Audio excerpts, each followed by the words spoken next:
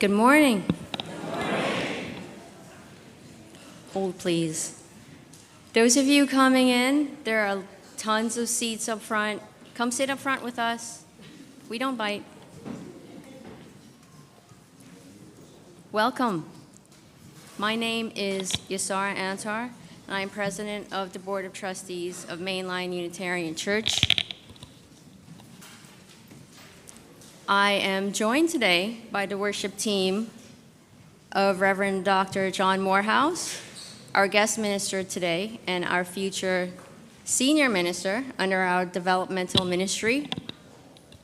Our music today is by Dr. Vincent Craig, our music director, and the MLEC choir. Caroline Bright is our intern and our future ministerial associate. Dawn Star Sarahs Borchelt is our director of Lifespan's Faith Development, and Kathy Landay is our worship associate.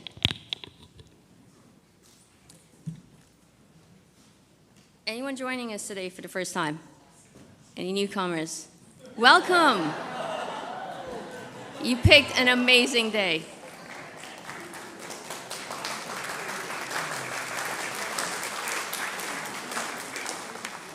You too.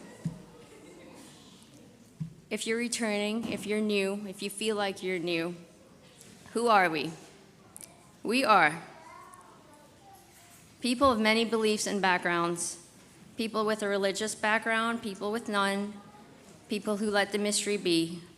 No matter who you think you are, your status, your age, who you love, your background, you're welcome here. We need not think alike to love alike. There are actually a lot of announcements today. I know. We'll get through it. Welcome. Come up front. Come sit with us. There's a lot of seats up front. Next week, May 7th, is our flower communion. Bring a flower, take a flower. If you forget, that's okay. TAG has 3 announcements. TAG is the art group. Saturday morning, May 6th, from 9:30 to noon, families are invited to create art from natural items they've collected or ones provided by the TAG team. We will meet in the McGinnis room and create pieces that can be submitted to the All About Nature exhibition opening on Saturday, May 13th. Seats up front. Next Sunday, May 7th, flower communion. We will have an abbreviated service because we have breakout groups facilitated by the TAG group and others like Reverend Dave, where we will meet at different locations and different stations and create art together. We'll have a creative, shared, spiritual experience. Lastly, TAG reminds you that donations can still be made to the Soul Shots Portrait Project. Donation box is in the entrance lobby. An anonymous donor will match donations up to $750. If you don't know what Soul Shots is, it's portraits of folks who have died from gun violence. We're aiming to give 1,500. Today's the last day of the exhibit. One last announcement about May 7th. There's a lot happening on May 7th. You should come back. Petitions for nominees for the board and the NomCom will be available for signing in the lobby. The nominating committee is the NomCom. I challenge any of you to be the first to sign. If you work here, it does not count. They are up on the large screen if you'd like to see who the nominees are, or go to the front page, look under the nominees are, and click on that link. You cannot sign yet. I have tried. Barbara cannot be with us today due to a family emergency, but I'd like to extend a heartfelt thanks to you, Barbara, and your search team for delivering us a fantastic, wonderful victory in a perfect match in Dr. Reverend John. Before I get to the introduction, you'll need some direction about after the service. There's a luncheon in the fireside. It may extend into the atrium, and a Q&A session with Reverend John. Thank you to everyone who signed up to bring something for the lunch, especially the non-sugary treats. Let's not try to give Reverend John and Francis diabetes on his first visit. That's for August.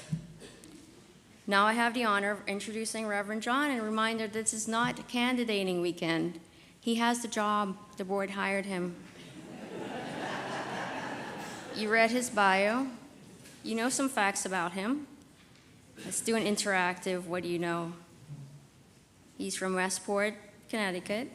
What's his wife's name? Francis. Is that with an I or an E? I. How many children? 5. How many sons? 1. Yes.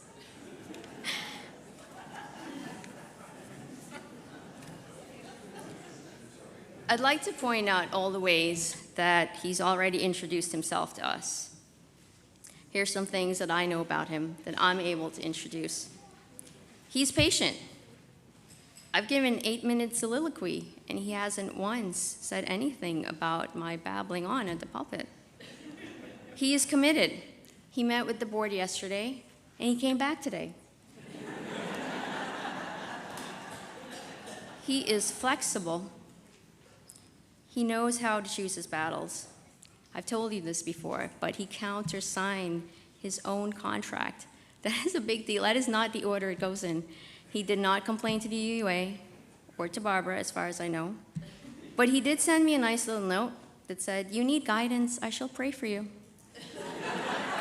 No, he did not. He did not. He is inclusive. The worship team that he put together today is evident of that. He is not clueless. The church will survive. He is a good listener, and he's open-minded. And my path crossed with him many times yesterday as he met several groups throughout the day at the church. And he's very welcoming, and above all, he is kind. You'll soon get to hear from him yourself, I promise. And you can determine that he is a perfect match for us, and we are indeed lucky to have him as our future senior minister under our developmental ministry. Now, please join me in affirming our mission statement. Together, we transform lives through love, service, and our welcoming faith.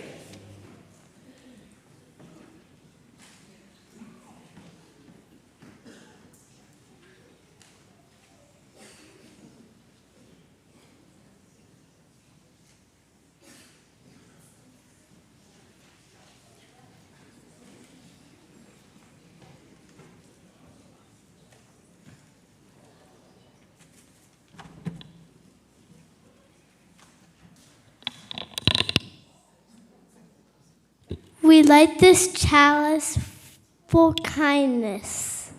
Kindness is joy. Kindness is helping others.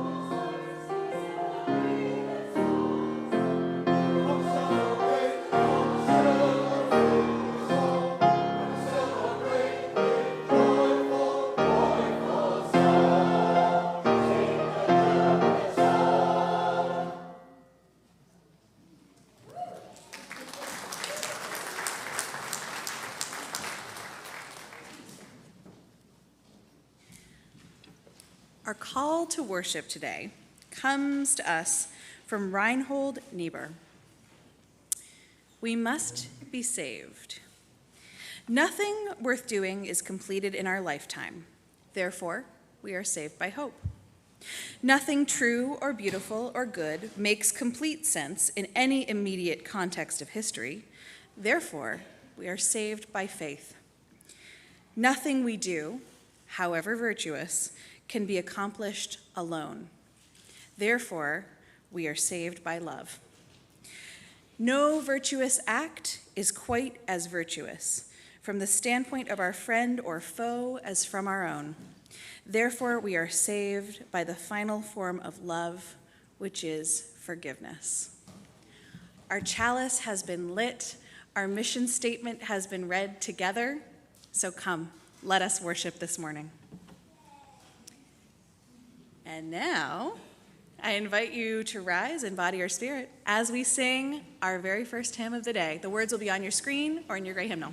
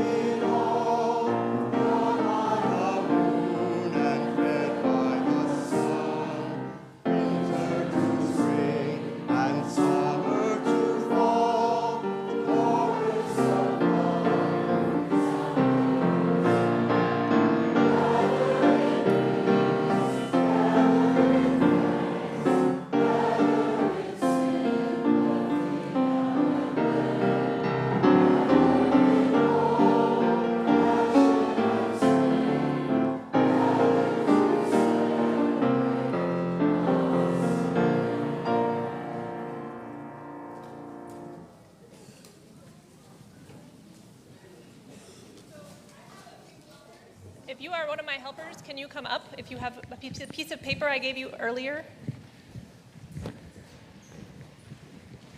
Okay, I'm missing some people.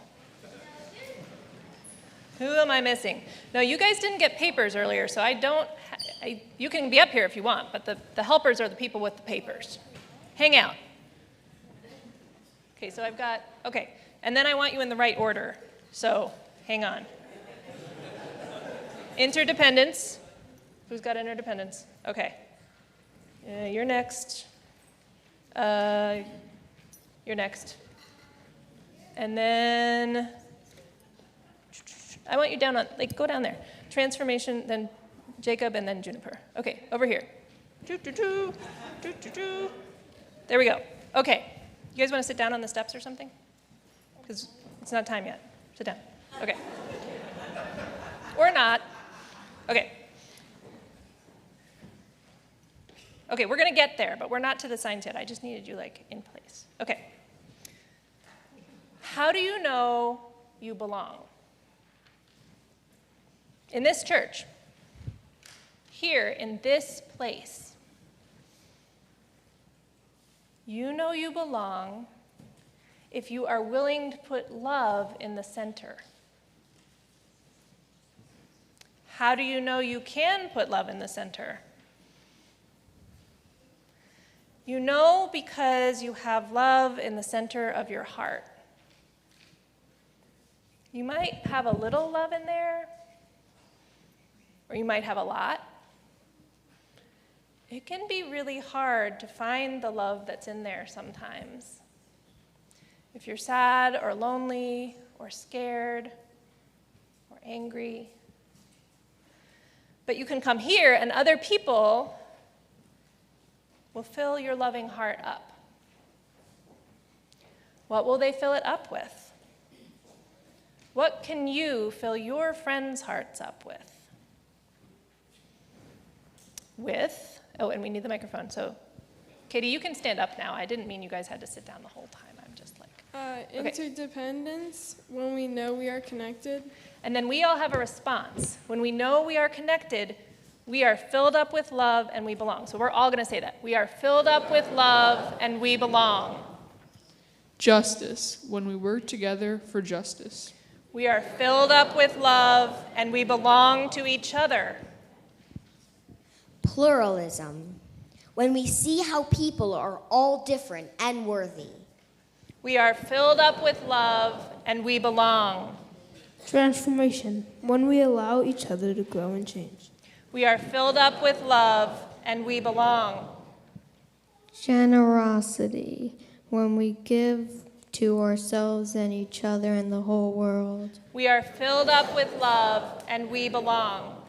Equity, when we build a community that includes everyone. We are filled up with love and we belong. Here, we are filled up with love and we belong. Here, we can fill each other up with love and we belong. Being here, being loved, belonging, gives us the strength and the hope we need to share love out into the world. Thank you for being my helpers and my unexpected helpers. I love having unexpected helpers too. And I would like to invite the children and youth to go to the McGinnis room where we are so lucky we get to play with the clay lady today and the clay that she brought. What? Clay lady. What? I'll show you. You are absolutely not too old for clay. Nobody's too old for clay.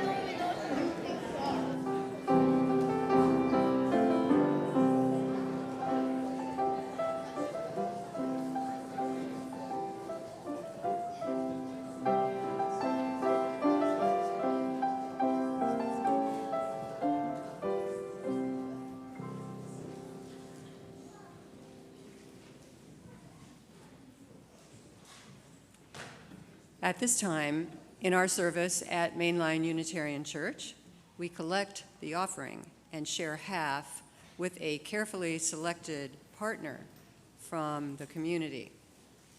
Any group that is selected is living the values that we hold dear. The offering outreach for May is called Nancy's House.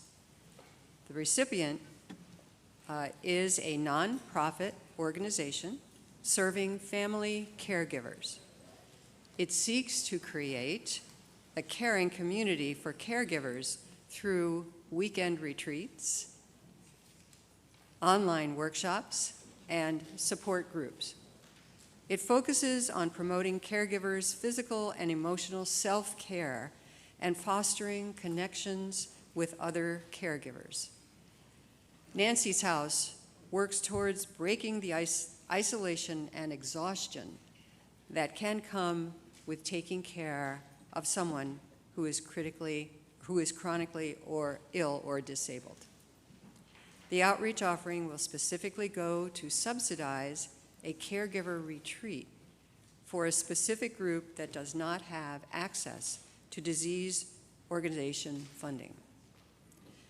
So as you make your gifts today, the ushers will come forward to collect your offering. And if you are watching online, please look at the directions on your screen. That will guide you in your making your donation.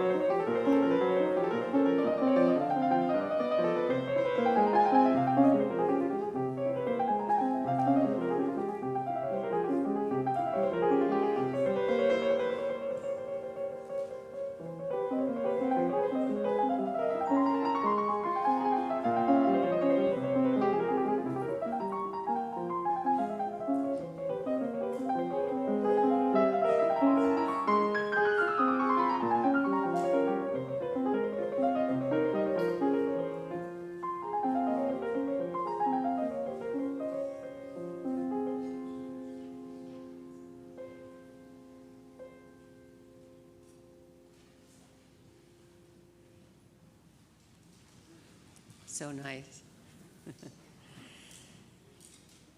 Candles of Community is the time in our service at Mainline Unitarian Church when we come together to honor and share some of life's precious moments with each other, whether they be joys or sorrows. We place our utmost trust in each other, that this sharing is taken in friendship and love.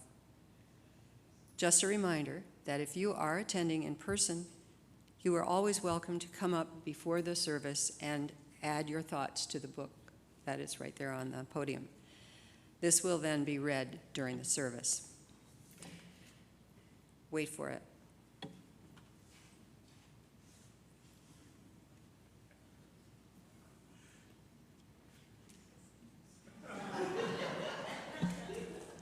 So I'm wearing this lovely contraption because I want to light a candle today for kudos for the reproductive justice team yesterday who pulled off this incredible, and I had the honor of being Captain Condom.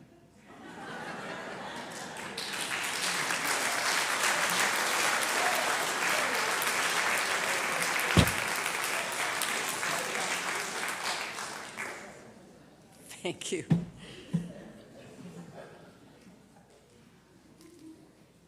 Everyone laughed when I walked in the room, every time I walked into a new room, and it was like, you know, when I'm not wearing a costume, people don't laugh, but it's a little interesting experience. So I do have some expressions of concern and joy today from our members. The first one is for Joe Lipton, our treasurer, who injured his back doing a happy dance over Reverend John's visit. Guess whose words these are? He's in a lot of pain. We wish him a speedy recovery.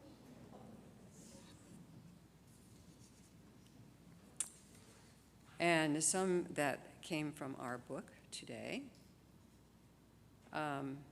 Dana Wiley has a joy, and she says, thanks to my co-chair of the reproductive justice team, Judy Wilson, and all of the volunteers who made for a fun-filled and educational day springing into action. And yes, it was great. Our lovely Bella has a candle of sorrow today for my best friend who lost her baby last week. I pray that she'll be better soon. We hold you in our hearts. Carolyn White wishes to offer this sorrow for her sister.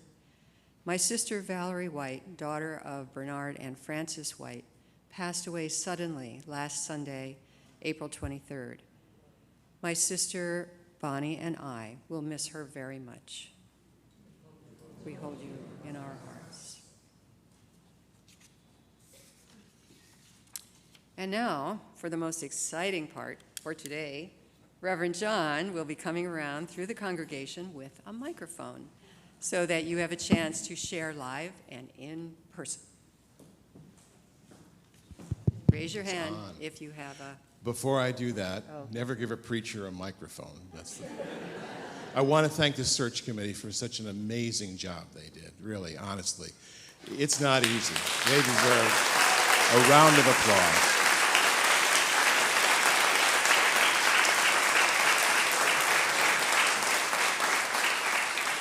And that's not just because I have the job, but I really thought it was quite amazing, and I got to meet with the board and with other leaders, with the amazing staff you have here, and it's just, Francis and I we can't feel more welcome than we feel right now, so thank you very, very much. I thought it might be kind of fun to hear from you about your joys and concerns and sorrows in your lives, and so I'm going to do, because I got this from one of the videos that Reverend Dave is doing, so I'm going to give this a try, see how it works. If you've got something, just raise your hand and I'll run over to you. Coming to you right now.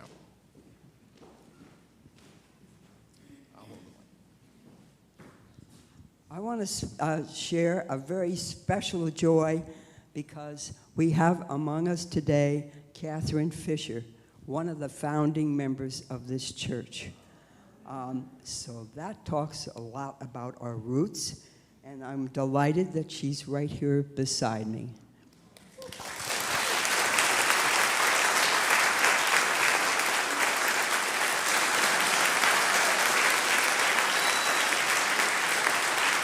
Welcome, Catherine. Who else? I see the choir. Many in the choir. I wonder what that means. Here we go. I'd like to light a candle of gratitude for all the many members here who have expressed their concern and support in light of my husband's brain cancer and journey on that. Thank you. We'll keep you in our prayers. Yeah, Michael. I'm Michael. I'd like to ask for healing thoughts for our missing tenor, Bill Jingles, who had a car accident and broke a couple ribs. He sounds okay, apparently, but he's not feeling well enough to sing today. Can't hit the high notes. This is for Bill. Anyone else? Wow, that was short-lived. I guess that's, oh, Kathy's got one. Captain Condom, yes. I have a joy. My granddaughter, my oldest granddaughter, is 21 today.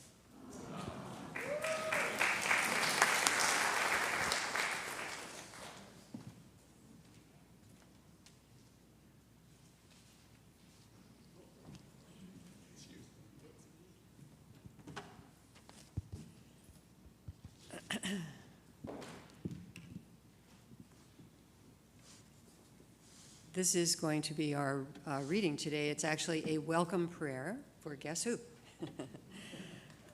And we will have a period of silence following. So I encourage you to, as I read the words in this welcome prayer, to maybe hang on to some of those words, and as you settle yourself after, to bring those into your heart or your mind. This welcome prayer is adapted from Richard F. Beale. Let us be attendant now upon hope, faith, and love. Let us know ourselves to be in the presence of the source and ground of these things and everything known and unknown, everything known and to be known, everything known and never to be known. Here, in the conjunction of past and future, in the meeting place of knowledge and mystery. Here, where the mundane acknowledges the sacred and finitude acknowledges transcendence. Let us enter more fully into a questing spirit and pray. Let us, gathered as a congregation today for a joyful purpose, pray for this church and this minister, for the steadfast love of each for the other, a love strong enough for honest confrontation, deep enough for the shared expression of hurt, wide enough for mutual acts of mercy, plentiful enough to be a support in the work and years ahead. We pray that they be servants of each other and the common good they call each other to discern. May that include a godly justice and a goodly peace, both within and beyond the immediate boundaries of this church. May they be dancers, lovers, fishers, artists, reformers, and seers, nurses and nurturers, healers and helpmates, both with and for each other, with and for the world around them. May the words of our mouths and the meditation of our hearts, may every prayer and meditation spoken and silent, howsoever directed, during this service of welcome and during all the days of this ministry, be in keeping with the most generous ideals and the most inclusive aspirations of this church and our association of churches. And now abide hope, faith, and love. May they abide within you and between you. May they be a blessing always amongst you. Thus we pray for this day and all days. Amen.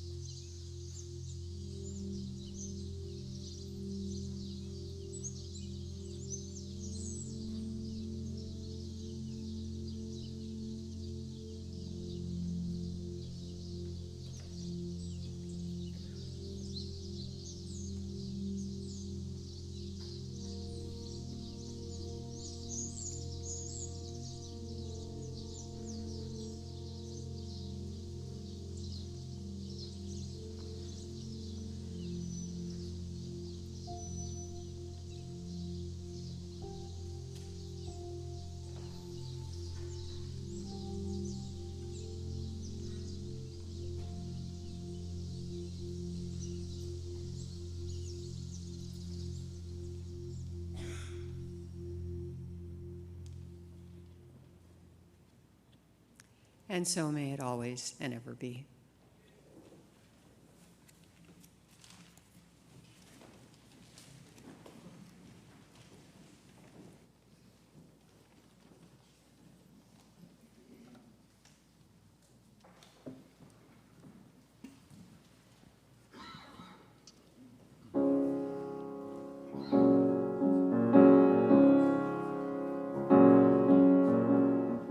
Here in reverence now we go.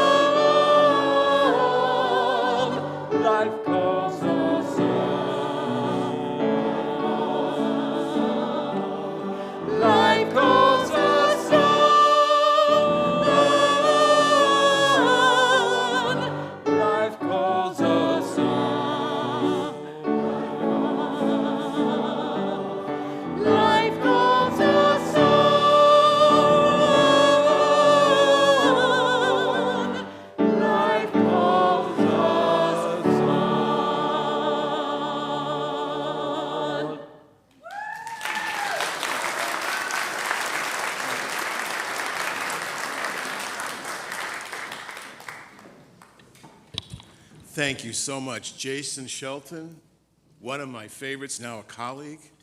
An amazing piece of work. And thank you to the choir. Thank you, Dr. Vincent, so much. Absolutely fabulous. It's great to be here, I have to tell you.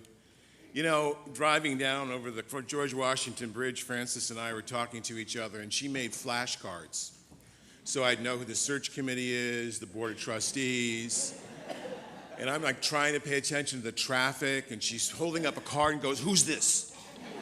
From an itty-bitty picture like that. I'm like, "I don't know." She goes, "Where's my phone?" "Oh, you left your phone in the car." Back in Westport, Connecticut, we'd already over the bridge. There was no way we were turning back. And that might be a metaphor. There's no turning back, right? I remember a time when I was much younger. It's true, we were all younger once, right? And I was suffering through what I like to call the quarter-life crisis in my 20s. I'd been away from Unitarian Universalism for an awfully long time, but I'd been in other places. I had always been this sort of religious person, and so I spent some time in an American Baptist church in the Midwest, where I learned my love of Christianity as a community, but not necessarily the theology. And then when I was in New York City, I spent some time with a Sangha Buddhist community in the West Village. But I was missing Unitarian Universalism, and so one day, I was living in Brooklyn at the time, and one day I ventured into the Unitarian Church in Brooklyn, New York. My hope was I could slip in the back, you know, get a little religion and slip out. Anybody like to do that? I imagine some of you do. And I walked in, and instead of pews or even chairs in rows, there was a circle. I thought, oh my God. It's a support group. So I was like, I'm out of here. And I tried to walk away, and an older woman, so earnest, said, young man, please wait. I'm so glad you joined us. Won't you stay? And she took my jacket out of my hand. And I sat down. And I had to make conversation with two people on either side of me. And what some of you now know, and others of you will now know, that I'm actually an introvert, which a lot of ministers are apparently. I don't know why that is, but I'm more of an interior thinker, and my idea of meeting a whole bunch of people that I didn't need to meet, that this present company accepted, of course, I was like, this is maybe not my favorite thing to do, but I did my best because my mother raised me right, and I carried on in conversation as best I could with the people around me, and the place was filling up, and then at some point, the worship leader, before it started, said, everybody get out of your chair, move it back 2 feet. And then the ushers went around, they put chairs in between all the chairs, and now I had 2 new people that I had to talk to until the service began. And finally, the bell rang. It was such a relief.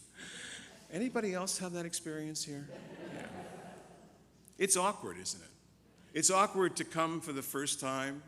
It's awkward, I imagine, if you would to reach back and think of the first time you walked through these doors. It's awkward to wonder what this place is like. Who are these people inside? It's very common, I have found in my work with congregations over the years, for people to sort of drive by. And they look in and then they drive away.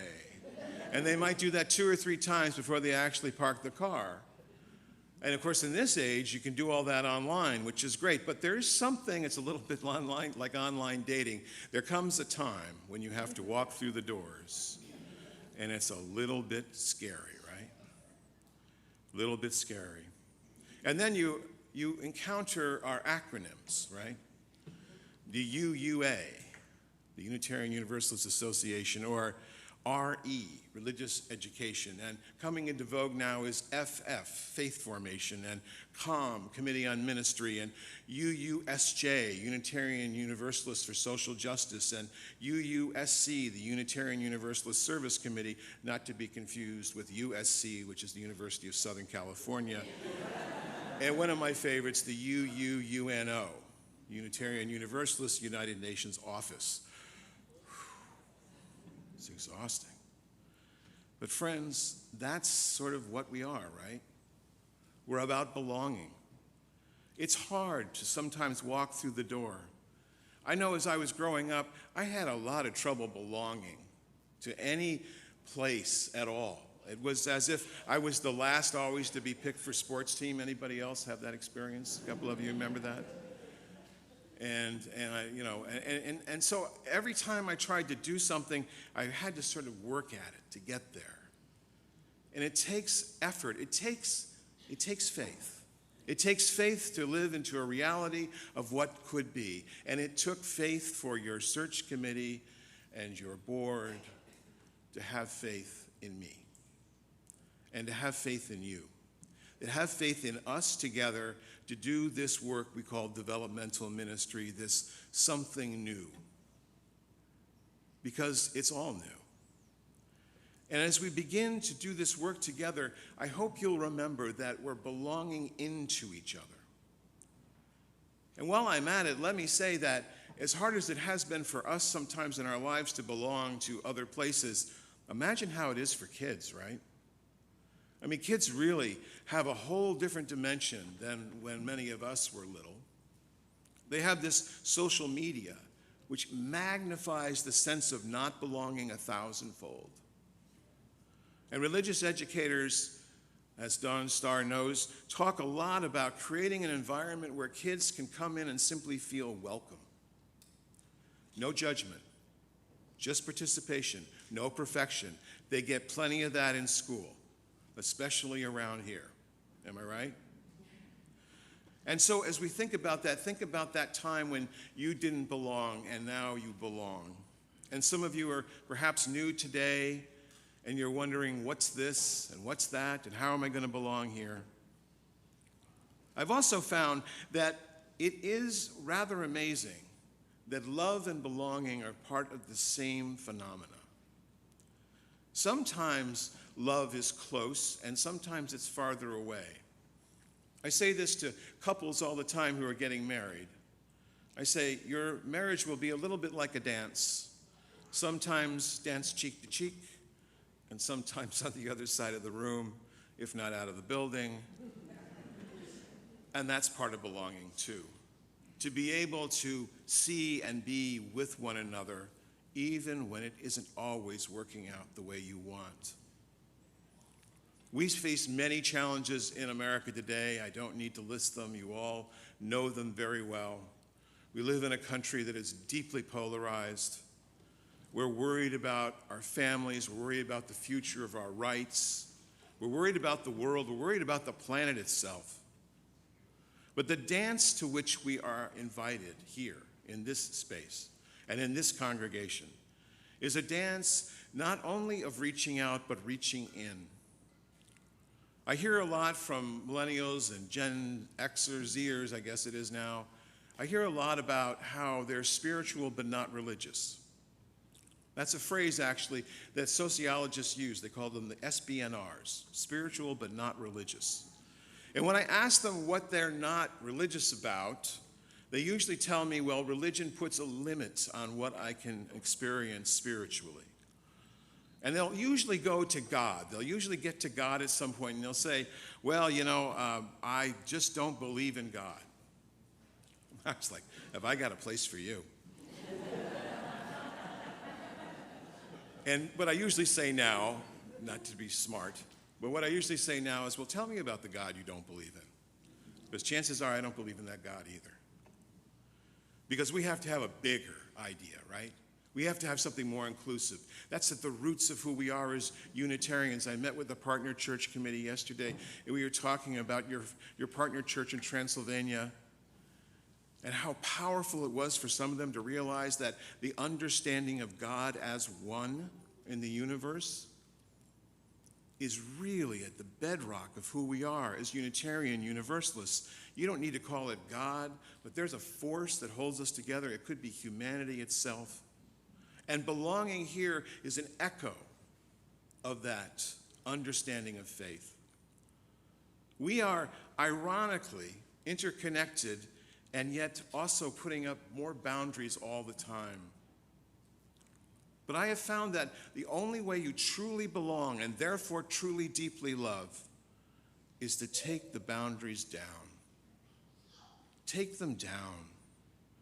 Because if we're more vulnerable, and it's taken me 33 years of ministry to learn this, if we are more vulnerable, we are more likely to find the love we're looking for, right?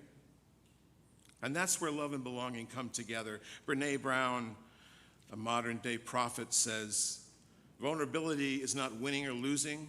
It's having the courage to show up and be seen when we have no control over the outcome. And vulnerability is not a weakness. It's an act of courage. What makes our life worth living, what calls us on in Jason Shelton's beautiful hymn, is that we declare first that this fierce individualism, which comes from this amazing heritage we have, this Emersonian, Thoreauian, Paul Simon, I am a rock heritage we have, and we go from there into something more. When I was growing up, one of the most favorite curriculum of all time was building your own theology. Anybody been in that? A couple of hands here. Yeah, some people have done this. And everyone thought, that's just great. I build my own theology. The problem with that, I have found now, is that it doesn't go far enough. Sure, you figure out what you believe. Well, what are you going to do with it, right? What are you going to do with what you believe?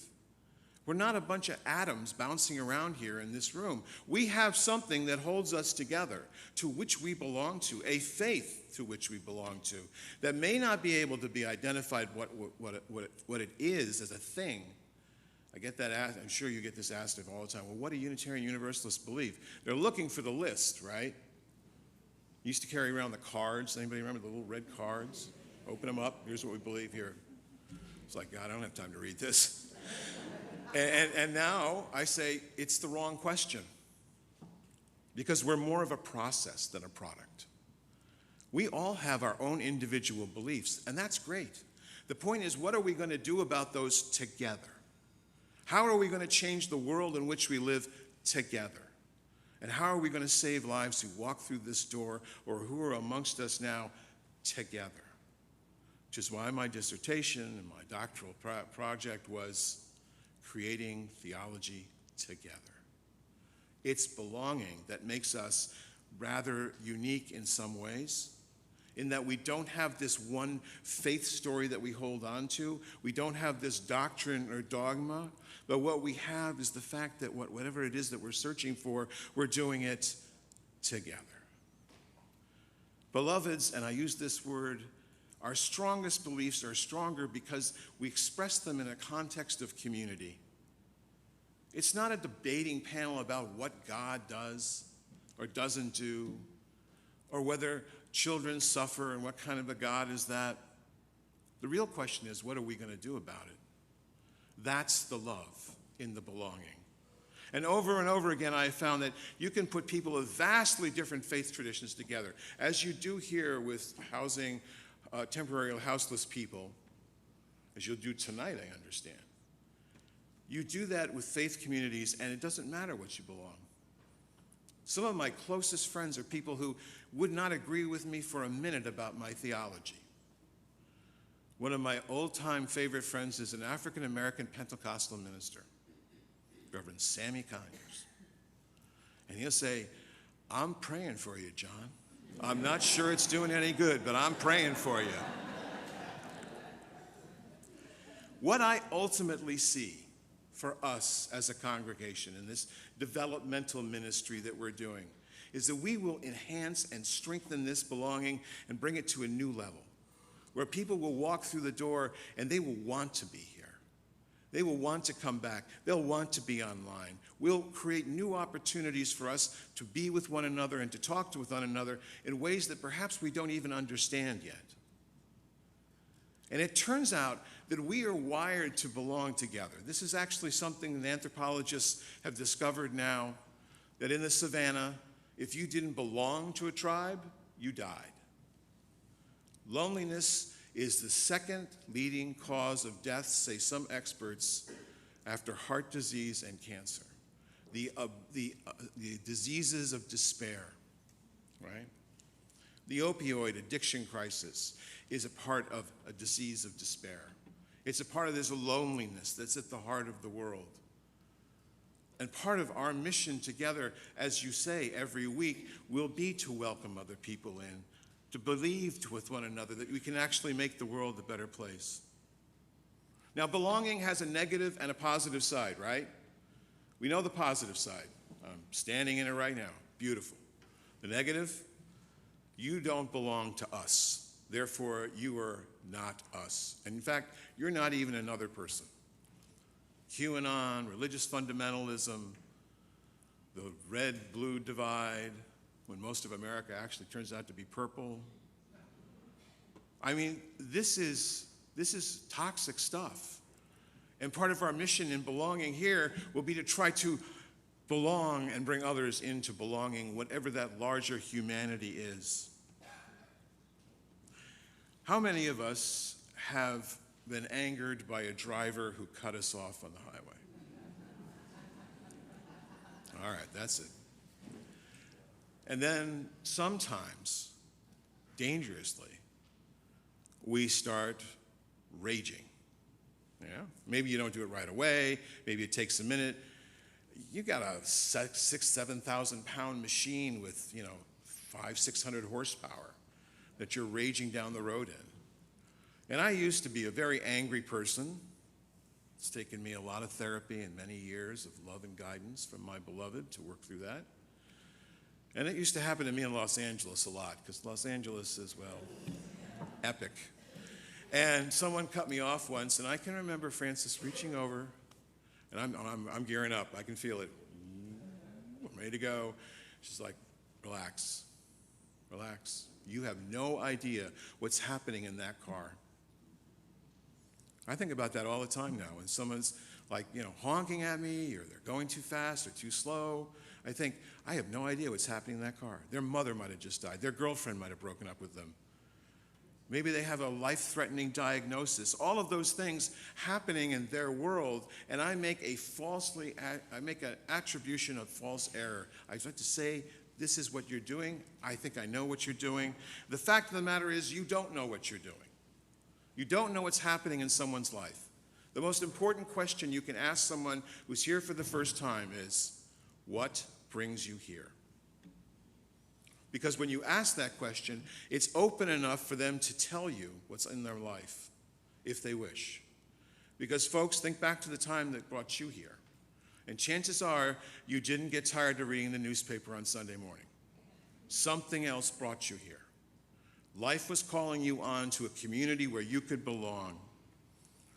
And don't assume just because someone is a little offish or because they're not as open as you would like them to be that there's something wrong with them. Because friends, Anais Zinn said this so well. She said, we don't see the world as it is, we see the world as we are. We see the world as we are. And we need to remember that so that we don't attribute fault when fault is there. And communities go through this too, right? Chances are you've had some conflict in the past. Chances are you'll have conflict in the future. This is the nature of being in human community. But what we do know now is that when conflict occurs, we need to put down the armor, we need to put down the shovel, or the gun, or the sword, or the stick, or whatever it is we think we're fighting for, and just listen. Just listen. Listen to what the other person's saying, because we will falsely attribute to the other side some nefarious motive that doesn't actually exist. And it's so difficult to have that calmness in the middle of a storm. I think about this when marriages are going through difficult times, when there are these terrible things that happen, and almost everyone knows of a loved one who did something that you just didn't think anybody, who are you? How could you do that? Right? Anybody have this experience? Yeah, amen there. It happens. And somehow you find the trust to go on. The love brings you back into the belonging as the belonging kept you in love. And that forgiveness may be the most important thing we do. Because love stays and you belong. And that's how it works. Love and belonging are part of the same coin. One side, other side. This is what it means to be a faithful Unitarian Universalist, because we're covenantal. By our very nature, we are brought together to be in covenant, to be in this mutual promise. I've had to learn how to love others who I didn't think I could love. I've had to learn how to forgive others who I didn't think I could forgive.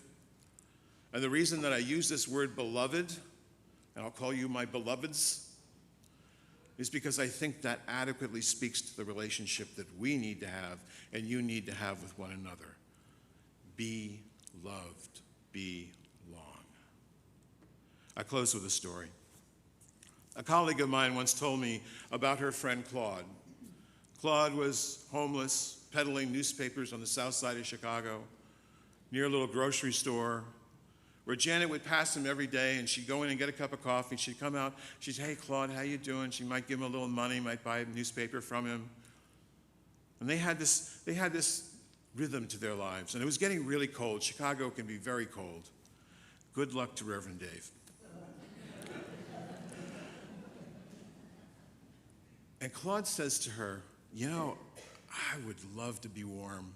I would love to go down. I have family down in New Orleans, and I'd like to go down there. I'd go down there. I'd see if they could put me up, and I'd get a job down there." And Janet says, "That sounds like a great idea." And she's walking away, and then she has this brilliance, this moment of brilliance. And she turns around and she says, "Claude, I can get you there. I'll buy you a bus ticket." And there's tears welling up in Claude's eyes, and he said, "Really? You'd do that?" She said, "Absolutely. Let's meet here tomorrow, and I'll take you down to the bus station. We'll get you a ticket." And so there he was with his bag packed, and there was Janet. She put him in the car, took him down to the Greyhound station, bought him a one-way ticket to New Orleans. Said goodbye, hugged. She felt so good. You know that feeling? That feels good. I love that. I helped another human being who really needed help. And then she goes about her day. The next day, she's coming by the store to get her coffee, and there's Claude. And he runs away as fast as he can. And Janet's so angry. And then she's angry that her privilege makes her angry. She's angry that she was betrayed. And so she doesn't know what to do. She goes home. She cries most of the day. It was just heartbreaking for her. And the next day, you put yourself back together, right? She goes down this corner again, buys a cup of coffee, comes out, and there's Claude. He doesn't run this time. And she walks up to him and she says, What did you do? I thought you were going to New Orleans. Why are you still here?" And he looks down at his feet and he says, "Janet, I'm sorry. I called my family before I went down just to see that it'd be okay, and they told me I wasn't welcome. They said, there's no room here. There are already people sleeping on the floor, and there are no jobs, and you need to stay where you are." Then he reached into his pocket, gave her back the bus ticket, and he said, "They told me that I could get a refund, or you could get a refund." And they just held each other for a moment. And he said, "I'm sorry to let you down." And Janet said, "You didn't let me down. Life can let us down, but you didn't let me down. We still belong to each other." The worship service in the round at the Unitarian Universalist Church in Brooklyn, New York, that was many years ago, was actually very moving. At one point, we were invited to come forward and place a stone in a bowl of water to represent a loss in our lives. And as each person came forward to place their stone, they spoke courageously and tenderly about what they lost. And some people placed stones silently and tears streaming down their face. I came up now and I placed my stone for having lost my first marriage and the dream of a solar energy company that I had started, but it failed. At the close of the service, the minister reminded us that we are no different from any other person on this blue-green earth. All of us have lost and loved and lost and loved, only to be loved again. We joined hands, we stood, we sang, no longer strangers, but in one body of love that belonged to one another under the sun. The circles had widened, The circle held us all, and love would not let us go. So may it be, and amen.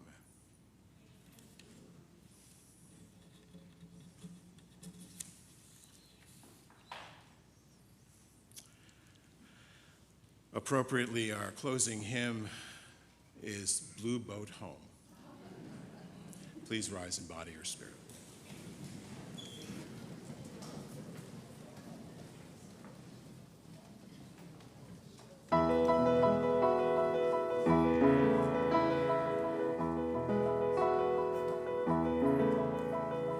Though below me I feel standing on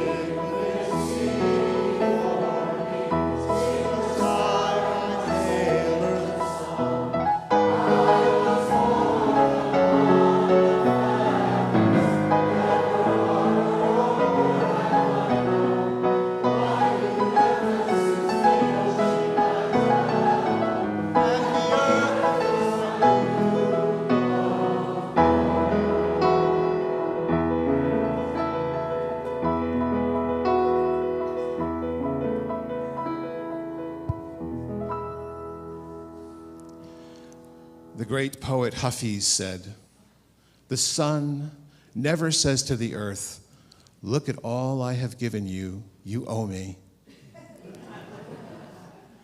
Imagine what a love like that can do for the entire world. Go in peace, friends. Go in joy. And go belong to one another. So may it be, and amen.